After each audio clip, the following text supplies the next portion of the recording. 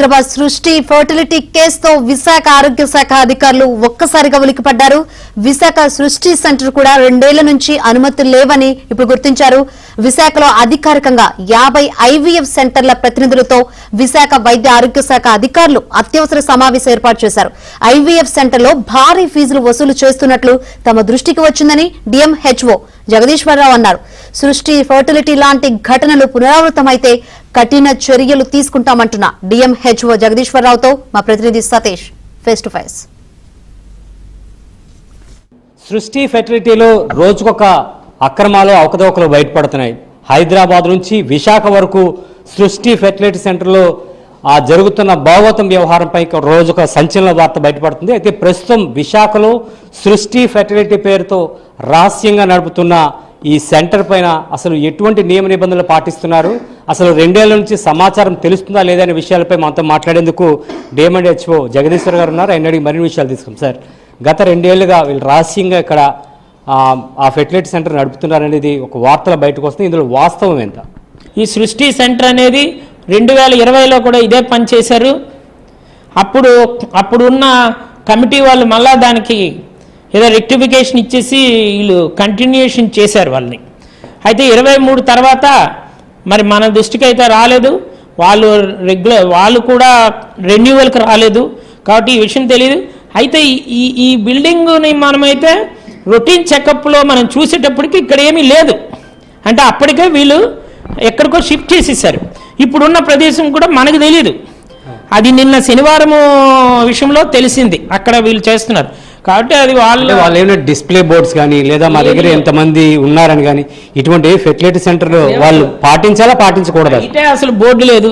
ఇవి కాదు మిగిలినవి. జనరల్గా అయితే వాళ్ళు రిసెప్షన్ కౌంటర్ దగ్గర రేట్స్ పెట్టాలి, ఏ గైనకాలజిస్ట్ ఉండాలా, ఏ రేడియాలజిస్టు, ఎంబ్రియాలజిస్టు, ఈ ఎవరైతే దీనికి చేస్తారో వాళ్ళ డాక్టర్స్ పేర్లన్నీ కూడా డిస్ప్లే చేయాలి. ఇప్పుడు గత 2 ఏళ్ళుగా మనకు సరోగసి కేసులు ఎన్ని వచ్చేసాయి నమూనా మనకి కేసులు చెప్తున్నాను కదా, 5 కేసులు మన దగ్గరికి వస్తే 2 కేసులకి మనము ఇవ్వడం జరిగింది. 2 కేసులో 1 కేసే ఫంక్షనింగ్లో అవుతుంది, ఇంకోటి వాళ్ళు రిజెక్ట్ చేసేసుకున్నారు, అంటే వైఫ్ అండ్ హస్బెండ్ నో అనేసుకున్నారు. ఇప్పుడు ఈ విషయం బయటకు వచ్చిన తర్వాత మీ తరపు నుంచి ఎటువంటి స్టెప్స్ తీసుకుంటున్నారు, లేదా మీరు మిగతా ఐవీఎఫ్ కేంద్రాలు కావచ్చు, ఫెర్టిలిటీ సెంటర్స్ కావచ్చు, వారికి ఏమైనా మీరు మాట్లాడడం జరిగిందా? నేను నిన్న తెలిసిన వెంటనే మన ఉమా గారు మేము అంతా వెళ్ళడం జరిగింది, డెమో గారు వీళ్ళు వెళ్ళారు. అక్కడ తాళాలు వేసిస్తున్నాయి. మార్నింగే నేను ఒక మీటింగ్ కాల్ఫర్ చేశాను. 50 మంది ఐవీఎఫ్ సెంటర్స్ వాళ్ళు కూడా ఇప్పుడు 4 గంటలకి వచ్చారు. వస్తే వాళ్ళకి గైడ్ లైన్స్ అన్నీ చెప్పాను. చాలా సీరియస్గా ఉంటుంది, ఈ షోకాజ్ నోటీసులు ఇస్తాము, అవసరమైతే సీజ్ చేస్తాము అని చెప్పేసి వాళ్ళకి చెప్పడం జరిగింది.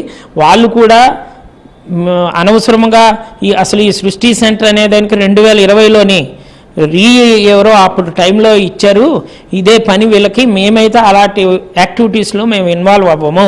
నేను ఇంకోటి కూడా చెప్పాను, రేట్స్ విషయంలో కూడా కొద్దిగా అసంతృప్తి ఉంది ప్రజల్లో, కాబట్టి ఆ రేట్స్ కూడా మీరు తగ్గించి చేయవలసి ఉంటుంది అని కూడా నేను ఇప్పుడు మీటింగ్లో చెప్పడం జరిగింది.